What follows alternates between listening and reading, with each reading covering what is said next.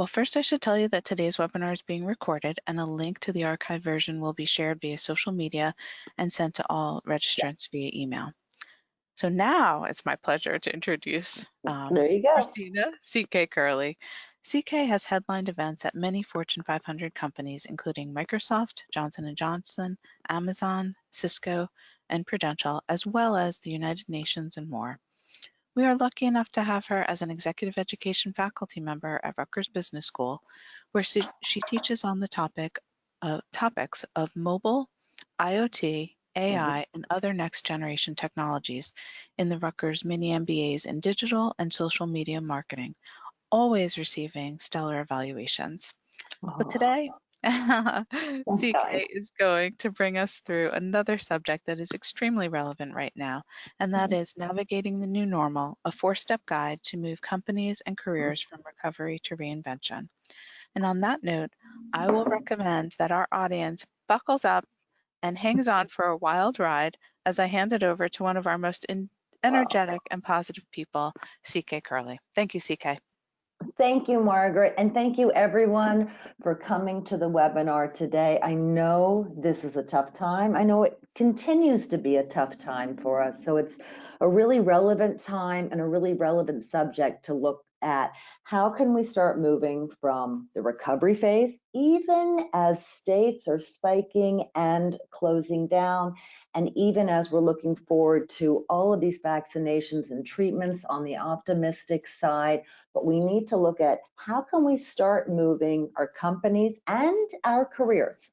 Understand that I'm a freelancer myself. I'm a gigger as well as a faculty member at Rutgers Business School for Executive Education. But we need to look at how can we move from recovery to reinvention when we're all navigating this entirely new environment that has already a cliched name of the new normal.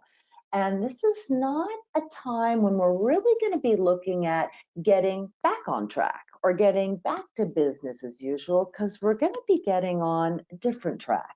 We're going to be looking at business as unusual, and we're going to be navigating an entirely new normal.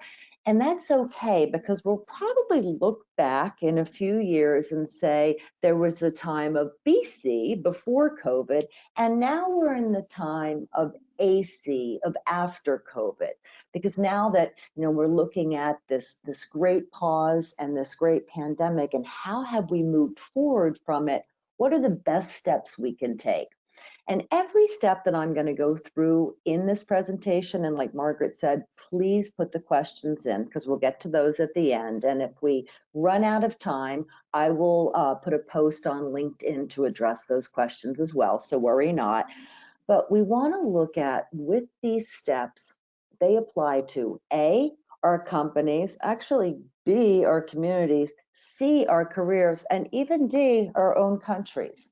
So what are the steps? Where do we go to? Well, first and foremost, when we're navigating the new normal, the first place we need to start with our teams, with our colleagues, with our careers, with our companies, is we need to look at reframing mindsets. I've been talking about mindsets for quite a while, because before this pandemic hit, we were experiencing digital transformation. And digital transformation, while a buzzword and still very apt, can be very misleading. Why? Because it seems like you have a journey and boom, a destination. Well, with all the mega trends and the mega inventions and the next generation technologies that I teach on and I instruct on, like IoT and mobile and AI and virtual reality and the like, these are mega inventions, and digital transformation is an ongoing journey. So it's really a change in mindset. Well, when we're looking at the new normal, that's a change in mindset as well. As this has hit so close to home and hit our communities and hit our companies, we're looking at a time where it can really paralyze us. But you know what? Problems can actually also inspire us. And if we look back at humanity and we look back at history, the big problems have always gotten solutions, so humanity can overcome those. But we need to be able to understand, the first step is to understand that this major disruption doesn't have to mean dystopia. and that we don't have to let this crisis go to waste, because we can get so many opportunities and lessons learned that we can put into building back what? Like Cuomo said, building back better with New York City. So the first step is we're going to be talking about reframing mindsets.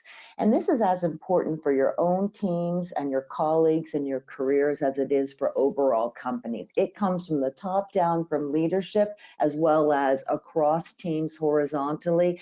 And I found colleague to colleague in helping each other. So second, we're going to go through reimagining business models and brands. When we're looking at this pandemic, our customers may actually be the same, but think about it for yourself. Their priorities, their behaviors, their needs, all of those things are assuredly not the same. So our brands can't be the same. I'm going to go through several examples of brands that have reimagined, old world and new world companies, but that have reimagined and really taken this as a way for a seismic event to bring in a second life to companies. So we need to look at going from reactive to what's happening to us to proactive, and that's with reimagining business models and brands. And the third step we'll go through is repairing processes. You know, one thing I say is that this pandemic really didn't create all the problems and the fault lines and the broken processes. What it did was reveal and expose them. So we need to start repairing processes, because those broken processes were on full display and laid bare for the entire world to see. One thing that I love from thought leader Shelley Palmer, he said, you know what? Don't look for jobs to fill, look for problems to solve. And that will be your major opportunities going forward. So while it may seem that we are definitely in this great pause and we're coming out of this deep freeze and the like of our economy, one thing that will really get us going and ignite innovation and ignite a heck of a lot of opportunities, jobs, and revenues is looking to solve a lot of these problems that have been revealed to us. And the fourth is to reskill our workforces, our companies, our careers. You know, I say don't look at this as just a teachable moment. Why? Because that will minimize it. What we need to look to do is to instill and to foster an entire reskilling moment. If there's one thing we've learned, it's that we've changed, and lifelong learning is now very important to our careers, as well as to each and every generation coming up behind and ahead of us. It's just changed now. Skills are changing so fast. We were going fast forward before with all this technology. The pandemic has actually accelerated timelines and, accelerated trends and compressed timelines. So we need to make reskilling our workforces and our own careers, we need to make that core to corporate culture. So let's turn that into an opportunity, not just a teachable moment, but an absolute reskilling movement. So on that note, let's start with step one.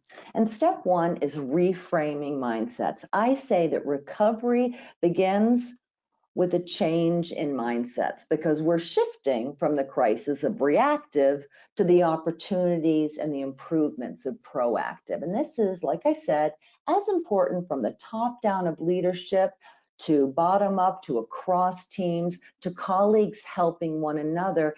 Because when we look at this disruption does not necessarily have to equal dystopia. It can be an excuse to innovate, experiment, and optimize. If there's one thing we've seen when things are really, really urgent, one thing that's so inspiring is how many innovations have come out of this. Dyson created new ventilators in 10 days. Heck, look back at history and Apollo 13 and what happened with the astronauts there and the engineers on the ground coming together, collaborating, and solving and working the problem.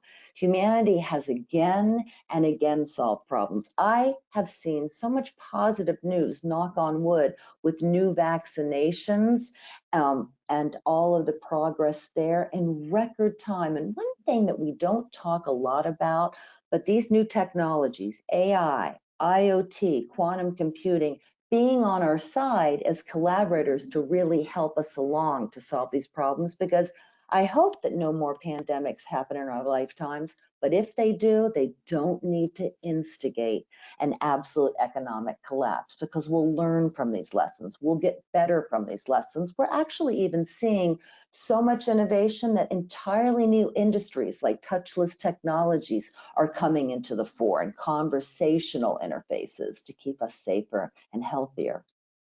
Second, it is a very famous quote by Rahm Emanuel, which was the chief of staff for Obama, because when Obama was coming in 2008, remember we had the financial crisis, and he said, you know what, never let a good crisis go to waste. It's an opportunity to do the things that you once thought were impossible. Look at how fast things have changed with our trends and our timelines, and we can actually use this as an opportunity to improve and to progress. Heck, for the first time in a long time, I can actually have a doctor's office without waiting in a doctor's waiting room for 2 hours, and he's practicing telemedicine. Do you know how long it took for that to happen? And now during this pandemic, it's safer, it's better, it's more efficient. And another thing that Shelley Palmer said to the graduating classes is, this is as close to a do-over as any class has ever graduated into. I have a friend that has said that the future is a blank sheet of paper. Anything can happen because of technology. Now we have a chance to do-over, to fix broken processes and the like. So we can actually start reframing our mindset from reactive of this happening to us to proactive, and being able to look at how can we improve, what are the opportunities.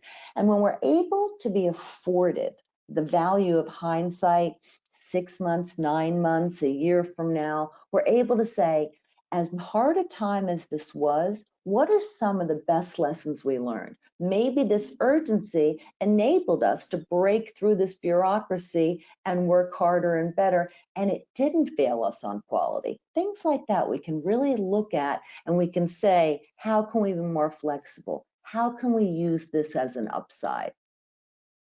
This is probably my favorite gift so far from COVID.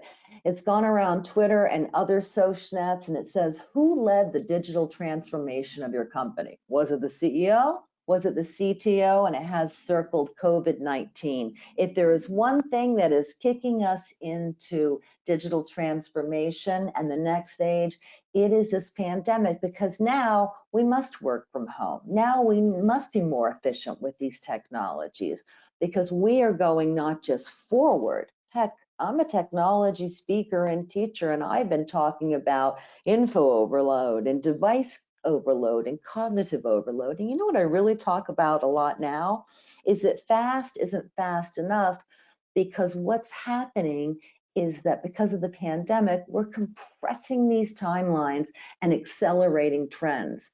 And it's mostly because the public is saying, we need things faster, we need things better. So the pandemic has broken through, like the slide says, bureaucratic barriers. It's fast-tracking technology. So much is being used now with AI and quantum and mobile and cloud. Thank goodness for these technologies. And most importantly, it's dramatically changing our customer expectations. And we understand this because these are our own expectations too. I'll be talking about expectations over the next 2 steps as well. But just look at how fast, like I was saying, telemedicine or telecommuting has become commonplace. Heck, who would have thought that premium video on demand would have become a thing through the movie, I think it was called Trolls World Tour, because Universal said, you know what, we have this movie coming out, and movie theaters can't be open. So now we have premium access to certain movies for $20 a pop. And I believe you can rent them for 24 hours, maybe 48 hours. I can tell you that's the same amount I would pay for 2 movie tickets in New York City or LA. And you know what? I can do that from the comfort of my own home. So we're really looking at a fast forward of trends, and we're looking at compressing timelines more than ever before.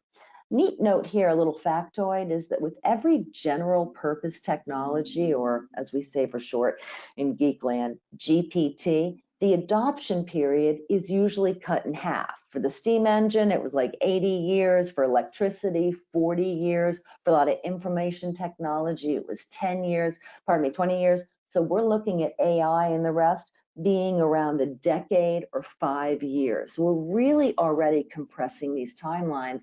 And because of the pandemic, because we have broken through barriers, and because technologies are being fast-tracked, but equally important, our customer expectations, things are going to be even that much faster. So what's the point here? Well, 1, things are going faster, but 2, we really need to look at how can we reframe our mindsets, because we want to make sure that we're open to these changes, because these changes are coming and they're coming faster than ever.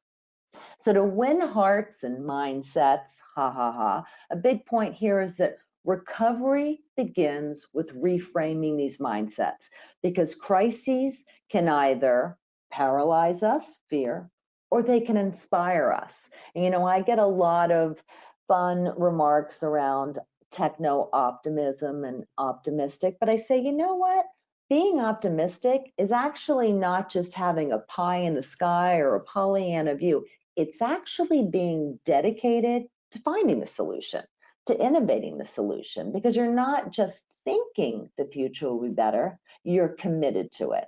So winning hearts and minds, here we really have to look at first and foremost with our companies, with our teams, with our colleagues, and with ourselves, work on as much as possible reframing that mindset, because this is a time to improve.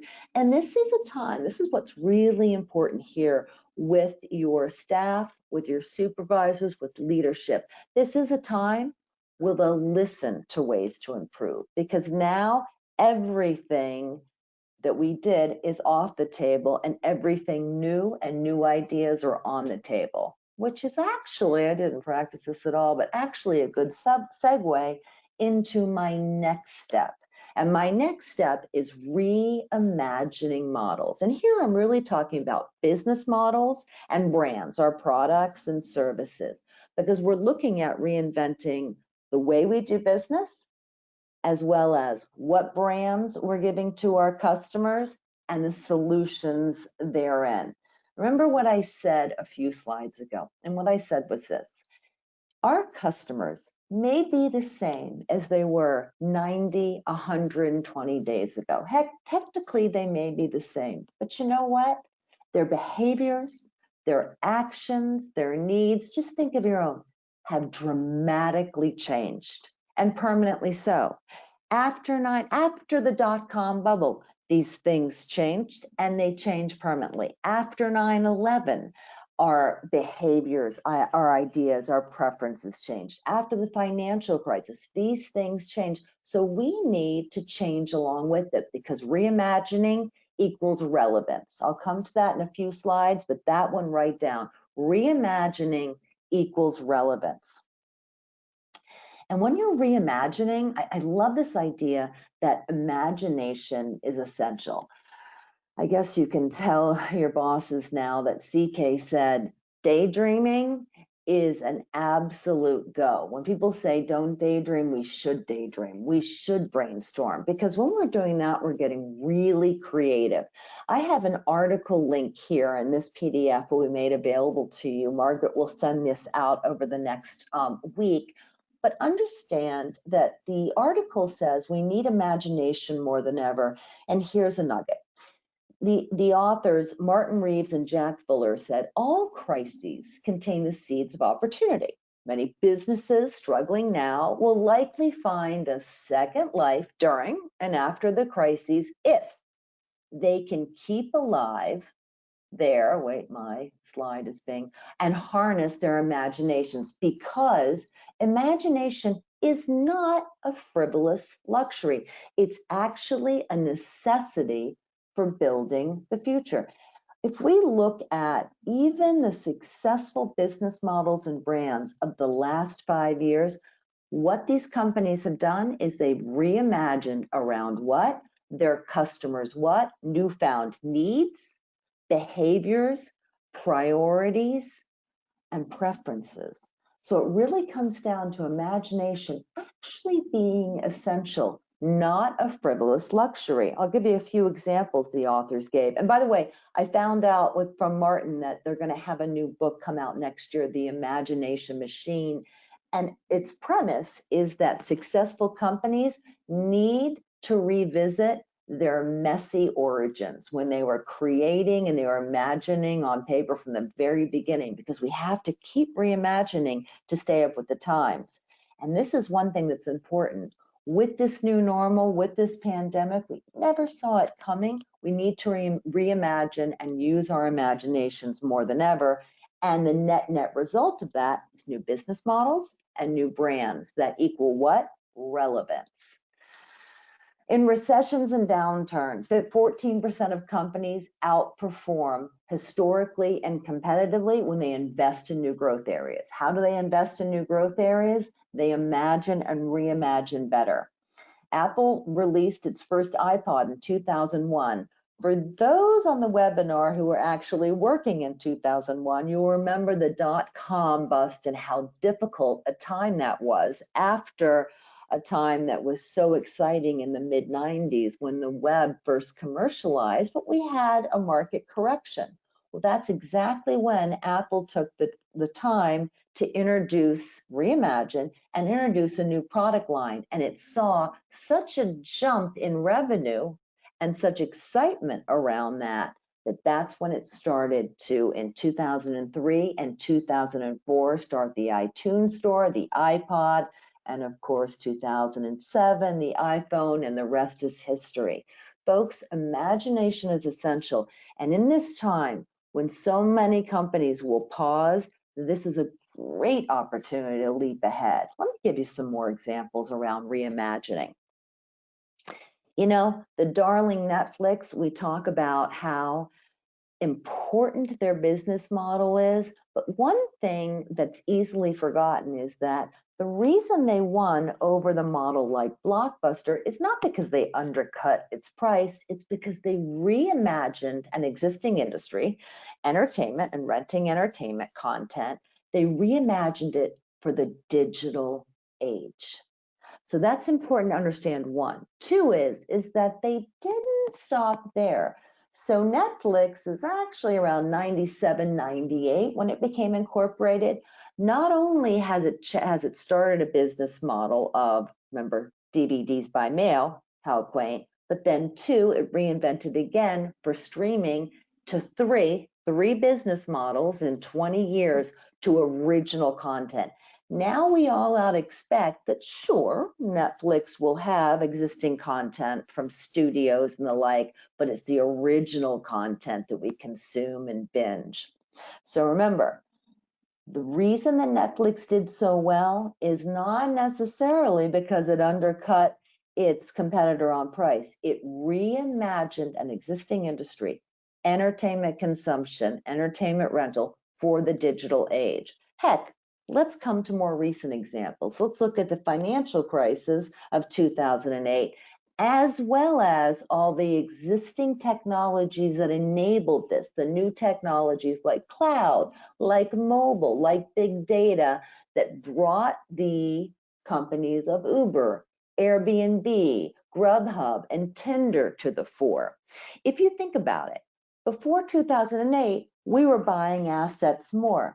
But when the financial crisis happened, and a lot of the new generation then was coming into adulthood was millennials, not Gen Z like now, they were saying, you know what, maybe we need to save more money and we can favor access over assets. Maybe we can do a sharing. So these type of models, because of technology and because their customers change, their behaviors, their needs, and their preferences, they were able to reimagine entirely new industries. Excuse me for 1 second.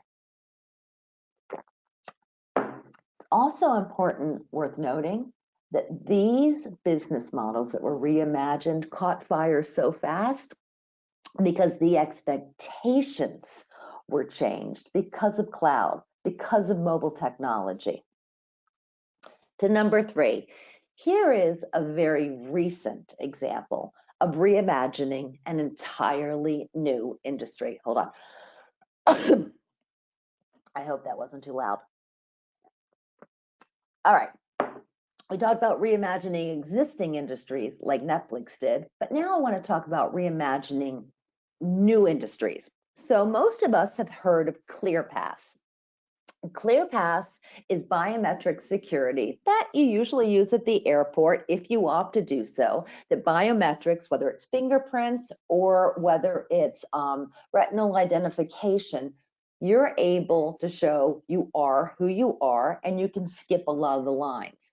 But now what ClearPass, and by the way, I should note, ClearPass actually came into being right after 9/11 because they saw a need for proper identification at that time.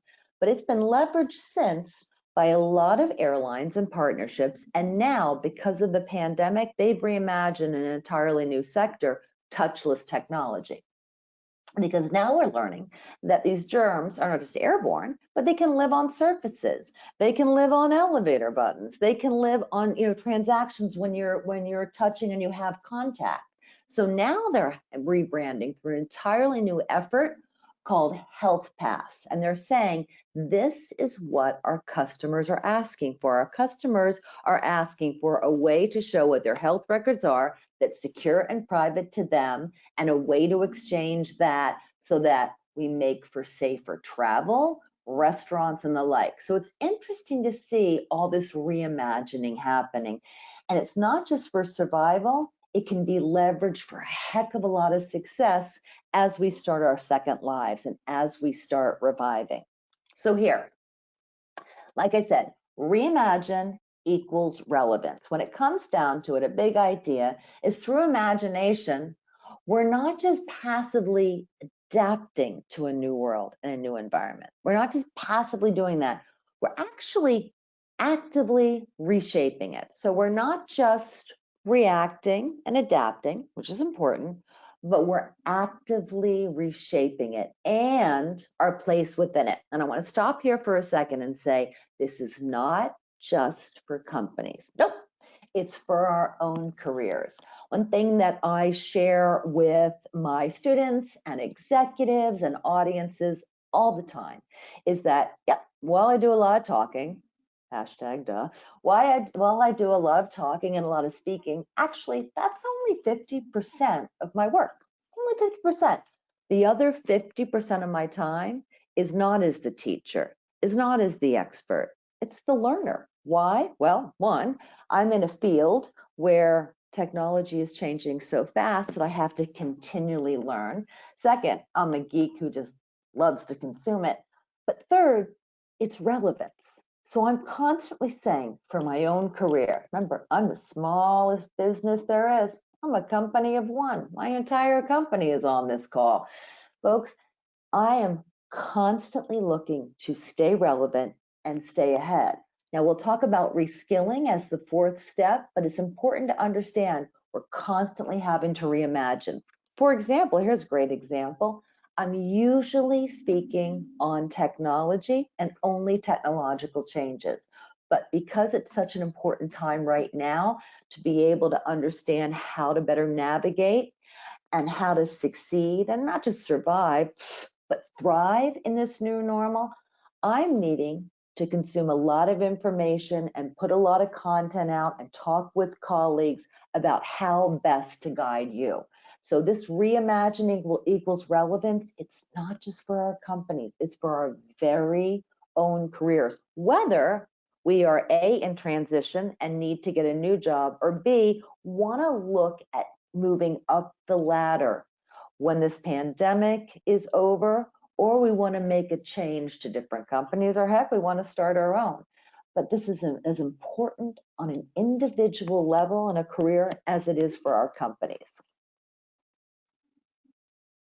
So we're looking at repairing processes. And before I go into step 3, I do want to check with Margaret to see if there are any questions on the first 2 steps that I can answer a little bit here, because then I want to go into step 3 of repairing processes, which is a huge area. Margaret, any questions come in that I can help field right now?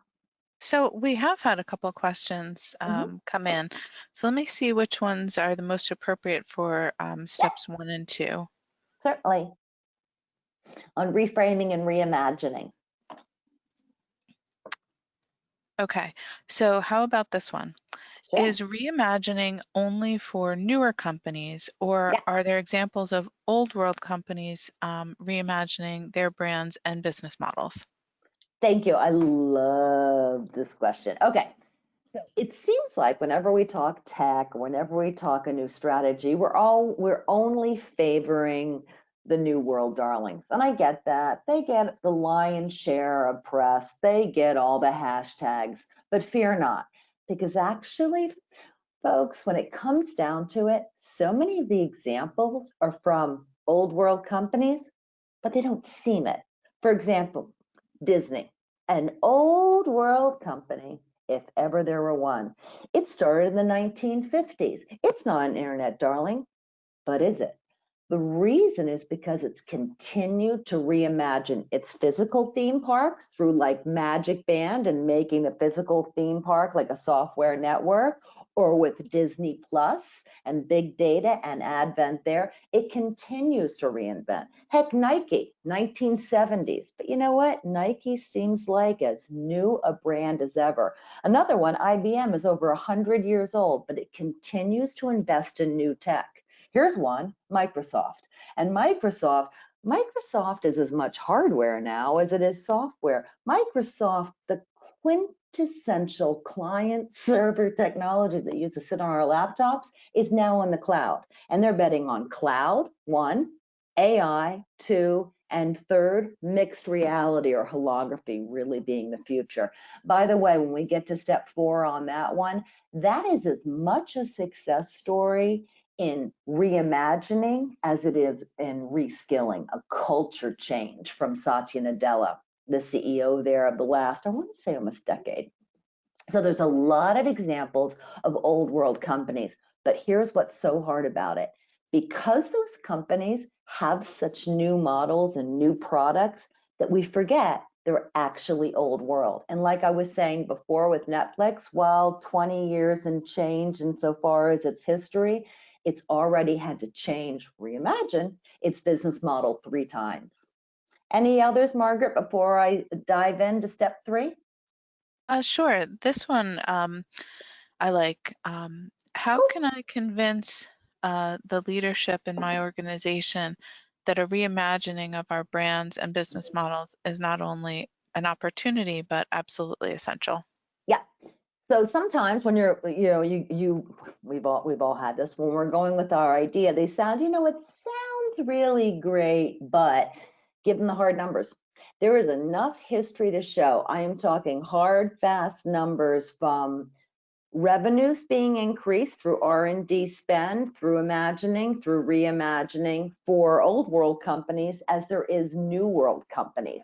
And another thing you want to show is this is a time historically, whether it's the dot-com bust, whether what happened after 9/11, whether what happened after the financial crisis, this is a time when enough companies will take that leap that if we don't do it, someone else is going to get there first. Someone else is going to be the Uber. Someone else is going to be the Netflix. Someone else is going to be the Amazon. I always love the story when Walmart called Jeff Bezos in and they were talking and they said, we want to talk to you about buying Amazon. And he said, that's funny. I want to talk to you about being able to manage your logistics. Well, we saw how that ended. So it's really important that you go to your leadership and you show them example after example, because it truly is an opportunity. But make sure you say this. At the end of the day, reimagine can sound like a fluffy word at times, but understand what it ends in. Reimagine equals relevance. And too many times, as too many companies have learned, future revenues do not and are not guaranteed to you, they're earned. Now, thank you so much, Margaret, for letting me go on those. I appreciate it. I'm gonna hop back in to steps 3 and 4, and then we'll get to questions, okay? So step 3, repair, repairing processes. And here we're removing friction and we're fixing broken systems. What I said at the top of the webinar is that the pandemic did not create the problems, the friction, and the fault lines. Nope, it exposed them, it revealed them, it laid them bare. These problems were happening, whether it's in our infrastructure, whether it's in our supply chains, whether it's in our processes. Folks, these problems were and are existing. Now we need to spend this decade in fixing them. That seems like some bad news, but some good news is that we've never been afforded so many technologies and tools, which the innovation comes from human ingenuity, our imagination, plus the technology, those capabilities in order to repair them. You know, I say that the new killer app are fail-proof, friction-free solutions that do two things: fix problems and repair problems while regaining trust. Because obviously our trust from the public, from our customers, has gone off a cliff during all of this. Now it's time, if you really want to look for opportunities, you know, we talk about reimagining, if you really want to look for where are companies, where are customers going to invest, B2B or B2C, it's in fixing those problems. And trust me, you don't have to look really far to find where those problems are, because the pandemic laid bare so many of the problems, whether it's one, friction-filled processes. Now we have things like automation and AI that can help to remove friction from the process and streamline. You know, we've been talking about blockchain so much, and we talk about blockchain when it comes to cryptocurrencies and the like, but actually blockchain can be used as a solution to a big problem: broken supply chains. What happens when we need access to accurate data, when we need smart contracts and the like? We all need to be able to have a system that can work with all our suppliers and can go and take care of emergencies if and or when they happen. Disinformation and misinformation, oof, that's a problem. It's in search of a solution. Maybe that's a job for blockchain to look at access to accurate data, verified data. Maybe it's a job, as we have some trials right now with AI. Heck, maybe it's even a job for quantum computing and the like. But these are problems we know that are existing, and these are problems that, you know, was it Einstein that said you can't solve the problem with the same mind and the same mentality that created it? Now we have all this new technology. Let's use these technologies to start solving these problems. Outdated infrastructure. Well, good news here on outdated infrastructure is really twofold. One, left, right, middle, red, blue, purple, yellow, every side agrees that we need to update our infrastructure. And two, that's the way we can get a lot of people back to work. Second, drug timetables and technologies. You know, as much as we need these life-saving treatments, as much as we're desperately in need of vaccines, I am amazed that we're going to be looking at, humanity is going to be looking at a vaccine for COVID-19, definitely over the next 24 months, and likely over the next 9 months. That is stunning. And we're able to do that because we don't only have the international community coming together, we don't only have collaboration, which are the two most important things, we have a new collaborator, AI, that doesn't compete with us. We can offload a lot of the testing, heck, AI, I believe it was Pedro Domingos who said in the master algorithm, said that AI is like the scientific method on steroids. You can do thousands and thousands of tests each day, and so that you're able to get more done.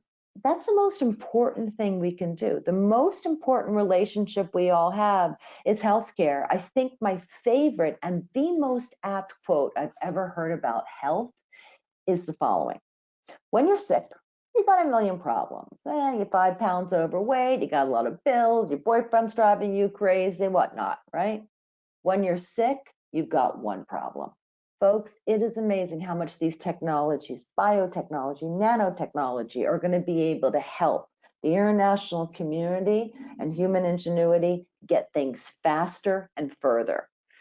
Talking about pandemics, I'm going to tell you that the pandemic we have right now isn't the only pandemic. Climate change is a pandemic, if you think about it, because the planet itself has a fever. But here, we can start looking at technologies. Heck, what did they say? Well, we have this dystopia of a pandemic going on. We actually have a utopia of carbon emissions down 17% in Q2. Why? Well, because we're all working from home and we're all sheltering in place. But we're able to start looking at new ways to start attacking the problem. Or maybe we don't need to travel as much as before. Maybe we don't need to go to an office 5 days a week. So there's a lot we can do that seem very micro level to us that can start to attack a big problem and another pandemic that's happening with climate change. So here again, the new killer apps leverage human ingenuity and next generation technology to create fail-proof, friction-free solutions that repair problems while regaining the public's trust, while regaining our customers' trust. So here, big idea is big problems. It's a big opportunity for our companies. And we can look at where the big opportunities exist in repairing big problems. I'll never forget when mobile was first new, and a pharmaceutical company was looking at what can they do, because one, they have this innovation, but two, they're highly regulated. Well, they were really smart. They started asking their doctors and they started looking at the sector. What is one of the biggest problems? One of the biggest problems was one of the most simple: medication adherence. 50% of the time, 50% of the time, whether you're 20, 40, 60, 80, or 100, we forget to take our medicine as prescribed. We're forgetful creatures. We have a lot on our mind, right? And a lot of times, this can lead to unnecessary hospitalization. But through a mobile app that reminds you every day, it texts you or calls you to take your medicine. Heck, now through Internet of Things, the actual pill bottle glows when it's time to take your medication, because why should it just be a dumb pill bottle when it can be a smart medication reminder?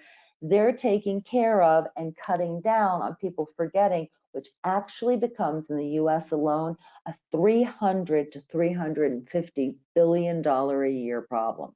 So that's just when a pandemic wasn't happening. Now we have all these opportunities that we can leverage our ingenuity and our technologies to look to solve problems. In a time when we look at seemingly little movement, there's a lot of problems that need a lot of fixing, and they become big opportunities. And mark my words, will be the biggest opportunities for the decade ahead. But we can tackle them. So we're going to end on the fourth step. And the fourth step is reskilling, something that is near and dear to my heart. In fact, something I do quite a bit, and I am fortunate to do through Rutgers Business School for Executive Ed. Okay, it's called Executive Ed because so much is happening that executives need to come back for these programs, whether it's taking 3 months, a week, or online, to be able to reskill, upskill, cross-skill. Folks, this is no longer a time, I think we all know this now, and thank goodness, where we can just be one and done with either college education, a master's degree, or a couple of certificate programs. No, now we're in lifelong learning. Now lifelong learning needs to be core to corporate culture In fact, I'll never forget the CEO of Sun Microsystems. This was, I am so aging myself, 15 to 18 years ago, said our biggest asset in our company goes home every single night. Now, Sun Microsystems, of course, bought by Oracle, I believe, was actually and is a technology company. But even he said, our biggest asset goes home. 3,000 people go home every single night. It's not the servers, it's not all of that. So if that's our biggest asset, we need to continually reskill, and we need to go from a teachable moment to an entire reskilling movement. Because now we need to create this culture of lifelong learning. Now, the lucky thing is that we now have all sorts of online courses we can take. We will be back to, once again, events in a couple of years, and those kind of blended learning. We can learn through ebooks. We can learn through social networks. I say use social networks as business learning platforms. We've never had more ways to increase our skills. You know what? Google came out 2 days ago. I believe it was 2 days ago, and they said we're giving 100,000 scholarships away for 3 or 4 courses we've just created. 1, these 3 or 4 courses can be completed in 3 to 6 months. 2, if you don't get a scholarship, it's like $50 or $100. And 3, this is the most important thing, we are going to look at these certifications in our hiring processes the same way that we look at college degrees. And they were very upfront and said college degrees are very important. But A, not everyone can get a college degree. B, we have so many skills that need filling in data analytics, in cybersecurity, in mobile, and the like, in R&D. And we're going to look at these going forward the same way that we will be looking at college degrees, because skills, reskilling, certification, and upskilling are that important. So, reskilling, creating a culture of lifelong learning. Folks, one thing we have learned is that there is no shortage of next generation technologies that we need to learn around. I mean, look at this slide. It's exhausting. And guess what? There are more coming down the pike. So we really need to set aside time for our own careers, whether it's one day or month, and get our leadership and our companies to set aside some time, put some systems in place to make sure that the most important asset of our company, our human capital, continues to update. It's funny because one of my dearest friends, Jacqueline Ahern, said to me the best line. She goes, CK, the reason that reskilling is so important is because of this. People just aren't as easily updated as apps. And as funny as it is, it's so true. We need to remember that we are creatures of evolution, not engineering. We need that reskilling and upskilling. So we need to reskill around this explosion of next generation tech, and then use that to reimagine and to repair our systems, steps 2 and 3. So we've got a future ready, 3 things: our brands, our business models, and our workforces. And for 3 reasons. 1, retraining is the key to retaining. I know right now we have a huge spike in unemployment, but once we get through this hump, because technologies are fast forwarding and accelerating these trends and compressing these timelines, believe me, we're going to need to retrain our human assets, because we're going to need to hold on to them. They are so important. Now, a lot of times people say, but all these jobs are going away, CK. AI and robotics are taking a lot away.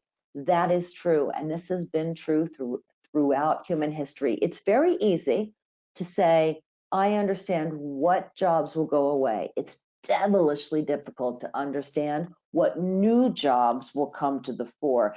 But if you were to ask your grandmom what is going to be the sexiest job title of 2020, she wouldn't have said data scientist. Heck, our parents wouldn't have known things like SEO or mobile app developer would have been so high in demand. So we need to keep reskilling our own careers And our companies need to, or the human capital, because these new jobs will be in demand.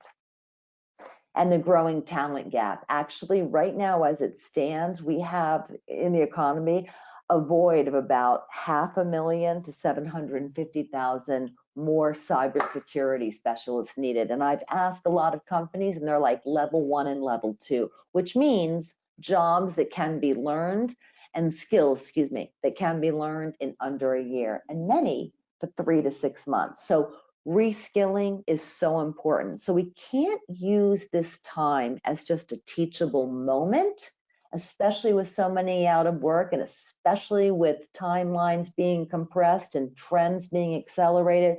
We need to change our mindset to a reskilling movement. And this becomes the case of, this is the time when corporate culture needs to look at lifelong learning as core. And I got to tell you, I have seen so much movement on this in the last 24 months, but it's more important than ever. When our veterans come out to civilian division, they need to be reskilled around technologies and the like. Kids going into college or at college, kids that can't afford college, kids that aren't kids like me anymore that have to keep learning. Lifelong learning, the status quo. So a couple of practical tips here. It's important to understand your own life. How the heck am I going to eke out some time for lifelong learning? Well, one, make it a priority. And by that, look for some pockets of time. I used to tell executives when they would drive to work, they will again, on the way to work, listen to your music, jam out, get into your day, but on the way home, listen to an audio book. So make that. Also, take some time each week to say 5 hours, I'll binge less TV, not all TV, but binge less TV, and I'll take an online course of the like. Also, two, for your companies, ask your management, rally your leadership to say, you know what, we need to make this such a priority that not only do we need to go from one training a year to 2 or 3, but we need to set up some kind of system internally with lunch and learns, with different teams that could teach us about big data while we teach them a little bit about AI and the like. We need to get really creative, and you need to free up one day a month where this becomes really important for different teams to continue to learn and upskill. I've seen so much movement here with companies. I also get asked the question a lot, what's the best way to reskill? Do you need to bring in experts? Do you need to create experts? Do you need online content? Should I be subscribing to Linda or Rutgers, or should I be subscribing to Khan Academy, whatnot? And I say, we're all trialing and piloting things. There is no wrong answer. We're all learning this together. But I have found that it's a blend. We need to be able to access content like we're doing right now online, but we also need to be able to access and ideate and be together a bit as well. So, in navigating this new normal, this business is unusual, not getting back on track, but taking a different track. There's really 4 steps I see. And yes, I created a mnemonic device of 4 R's. It helps us, but I'm gonna just give a summation here. 1, reframing our mindsets. Trust me, any big decision, any way to change from being paralyzed by change to being able to be inspired by it is reframing that mindset around it.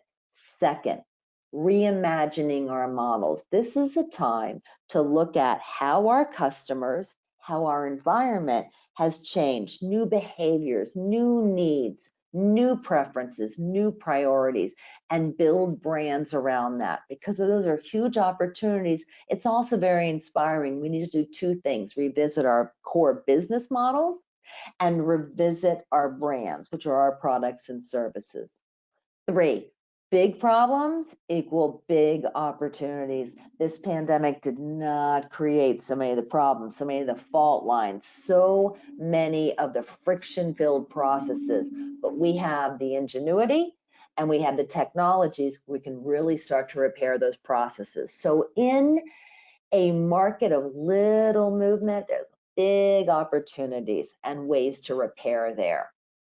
And fourth, reskilling workforces. Use this not as a teachable moment, but as a reskilling movement, because we have moved from one-stop training, one-stop education to lifelong learning. It's actually really exciting and makes you feel so relevant and opens up entirely new worlds, as well as, I'll get on a little soapbox here, can help so many of those that are out of work, can help marginalized and disenfranchised populations be able to level that playing field or get ahead, and to help some of our most valued citizens like veterans and the like when they're coming off of service and into civilian division, and give them such huge opportunity, and most important, keep our country a competitive superpower.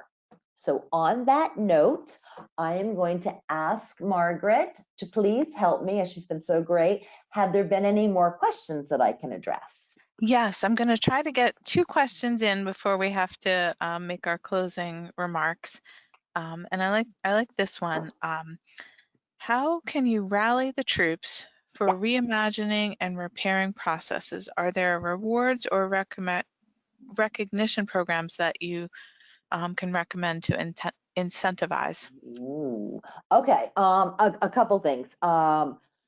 So sometimes when companies will crowdsource for reimagining ideas, sometimes it's, I'll be honest, it's all out bragging rights. Sometimes, and I think Cisco did this a few times, there's actually a cash prize to it. And sometimes there's a type of event, which of course you'd have to put off for a while, but a type of event where they get an award for that. And actually, you can formalize it. This is really cool. And if you do, please let me know, because I would love to highlight this in a future presentation. But you can formalize an award for them. And so there can be awards each year for great ideas. I think it was 3M, an old world company, if ever there was one, that said we have to cannibalize 30% of our products every year ourselves, less others do it. But you can formalize it in that way, and you can rally the troops. But what you really want to make sure and do is make it so everyone can be a part of it. So I would use an online system just internally and crowdsource that, and then say the winners will be announced here, and figure out prizes for them. I mean, it could be cash prizes, it could be a vacation, it could be cool technology. But I think that would be really interesting to continue. You could even make it you could say it's our internal moonshots, you know. I hope that was Nice. helpful. Yeah, but make Very sure and nice. crowdsource. And by the way, any questions that I can't get to here, we're going to follow up with a post on RBSEE's LinkedIn. So don't worry, we'll have that. But go ahead. Thank you so much for that. I am going to try to squeeze in one more question Yay. before we close out, though. And this is actually a two-parter. Okay, cool. So um, our Super. the person posing the question says, lack of knowledge among business managers to optimize the use of technology to manage a remote workforce. Will that inhibit a robust recovery? And will technology always outpace businesses' ability to learn and use them?